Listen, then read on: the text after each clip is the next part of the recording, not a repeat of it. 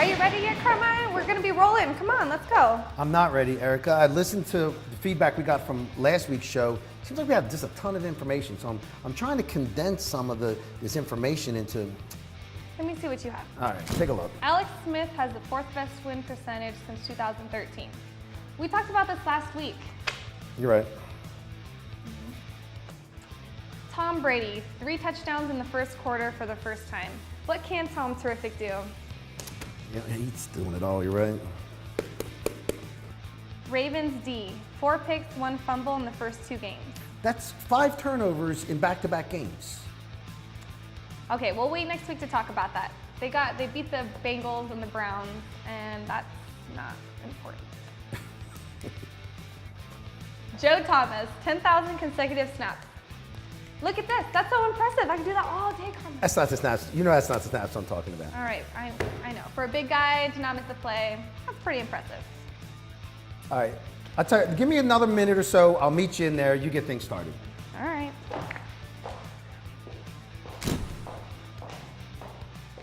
So these last 3 picks from last week, all won.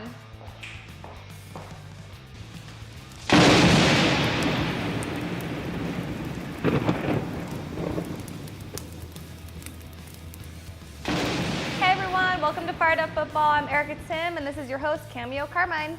This is where I get to watch all the games. Last Sunday, there was 8 10 o'clock games. I was like a DJ with the remote control. TV 3, the guy's about to go in to score. TV 1, they're about to kick a game-winning field goal. TV 2 is on commercial. Get rid of that. It's where I get all my information, all my energy to create the show. It's nice when I'm watching a game and you'll see a touchdown, game break. Touchdown just happens like, yeah, we seen that touchdown about 5 minutes ago. It gives me the inspiration, the energy to create my unique perspective to do the show each week. All right, so let's hear a couple of your unique perspectives. Raiders game. You know, the Raiders are a team that's definitely trending up. Derek Carr back from injury. They got a great offensive line. Michael Crabtree last week catches 3 touchdown passes. He's not even the top receiver. He's their second receiver. They got a great line. They're running the ball well, and they're doing it with Marshawn Lynch. And Erica, did you see the dance last week? Yeah, I did. guess you did. I guess you. So do you think I'm okay with that dance? You think I'm not okay with that dance? I don't know. You know, I like the dance. I think it gets the fans fired up, and you know, it was after a win, and it makes everybody just like happy. Here's what I'm not okay with. Marshawn Lynch refuses to talk to media, says he gets anxious in front of the camera. In his 2 Super Bowls with the Seattle Seahawks, wouldn't give those press conferences on press day. Doesn't seem like he has an anxiety problem in front of the camera on Sunday as he's dancing in front of 50,000 people. You know what else I really want to mention about that game and that place is the field. Yeah, that 50-yard line was like a second base. Would we call it like a phase ball? You know, it's the worst field in sports, and I hate it. And we talk about player safety, and we'll talk about that a little later in our show. The dirt is unforgiving. Yeah, the grass is a bit forgiving. You get tackled, you get hit hard. This new turf that they have is really forgiving and makes a lot less impact. The dirt, it's unforgiving.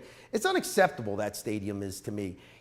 What we're doing in Las Vegas is we're building a $2 billion stadium for them. And I understand they're saying we want to bring a championship to Oakland. Every team should want to bring a championship to their hometown. I'd like just a little mention, like, yeah, we're looking forward to a championship here in Oakland, and we're looking forward to, you know, a start at bringing a championship team to Las Vegas. They just don't mention us like it's a secret. You know, that bothers me. Okay, so what about the New York Football Giants? And there's a lot to talk about on this game.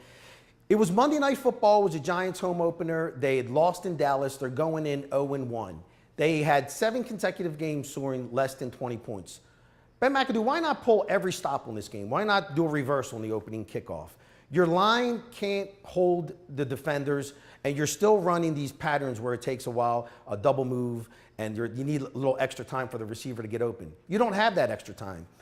Why not run a draw play? I didn't see a draw play the entire night. You can't run the ball straight up the middle, pitch it out. It's just, they're almost in panic mode there. They're almost giving up on their season. This is something I've never seen in football before. So now it's late third quarter. They're down by 7. The Giants are down by 7 late in the third quarter.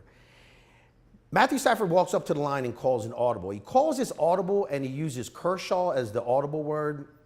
Kershaw is a childhood friend of his. You're able to clearly hear that. The crowd was so quiet. I don't understand when you're only down by 7, your home opener on Monday night, that the crowd noise is not deafening, that he has to call a timeout to get this new play in. The crowd's out of it. The fans out of it. They're pointing fingers. They're pointing fingers at Eli for not getting that play off before the game clock expired. Why not call timeout yourself, McAdoo? Stop pointing fingers.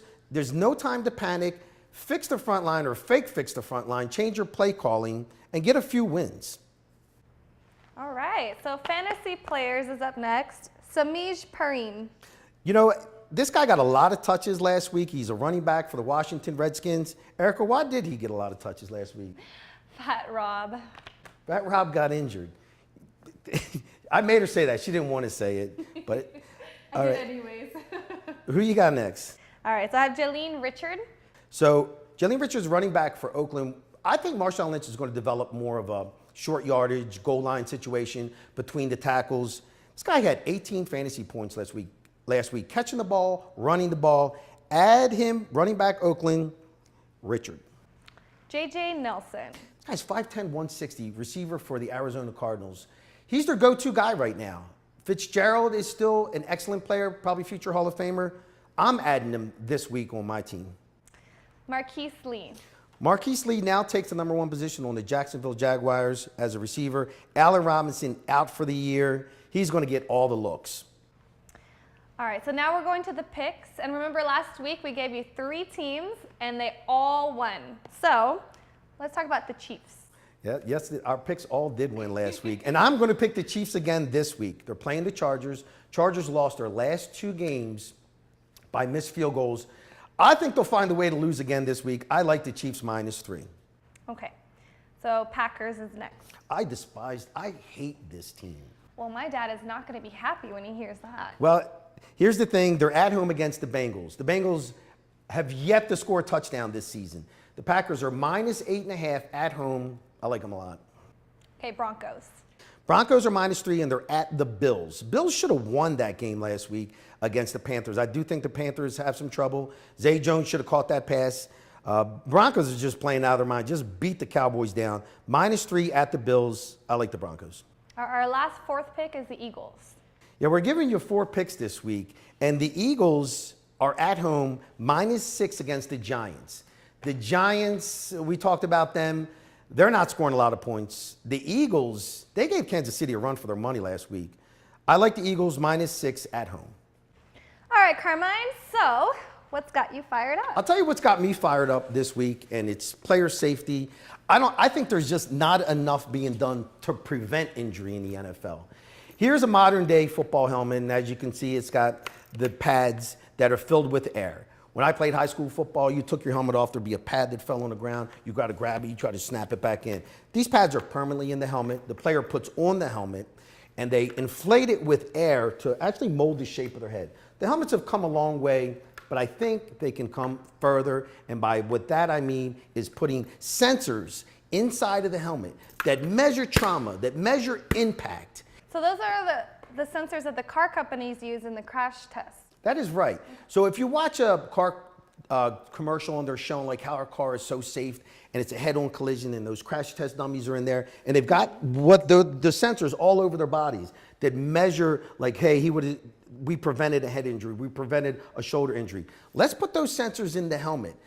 On the sideline, what they would see is they would see a green light that the player is good. They would see an orange light that, hey, let's check this player out. And then maybe a red light, like he took so much impact on that hit, or he hit the ground so hard that he is out of the game. Let's take the human element out of the concussion protocol. And how are they doing that now, by the way? I think it's the big blue garbage bag. It's like a hut, a blue. Oh my God! It's like. It's exactly right. It looks like a hut that they're taking the player into, and they're doing, I guess, the flashlight, and they're saying, "Are you okay?" And they're looking into his eyes, asking him what day it is, where are you at. If you're a player and this is the last year of your contract and you'd been injured before, and you really want to get that next contract, or your adrenaline is going to practically get you through that concussion protocol test. You're going to be like, I'm okay, coach. Your adrenaline may help you focus when you really did take that hit where you should be out of the game. Absolutely. The sensors, I think, is an invention that's probably a year, 2 years away. You heard it here first. I've got more safety preventions that I'll talk about on another show. Before we do our close, I want to let you know that Eric and I are available to do a show at your business, a Monday Night Football show, a football show. We're able to come in, interact with your customers, interact with your employees, take questions, make it a fun event, talk about your business as we talk about football. Here's our email address. If you're interested, please contact us. So thanks everyone again for tuning in to Fired Up Football. Follow us on Facebook, Instagram, Twitter, and we will see you next week. We'll see you next week.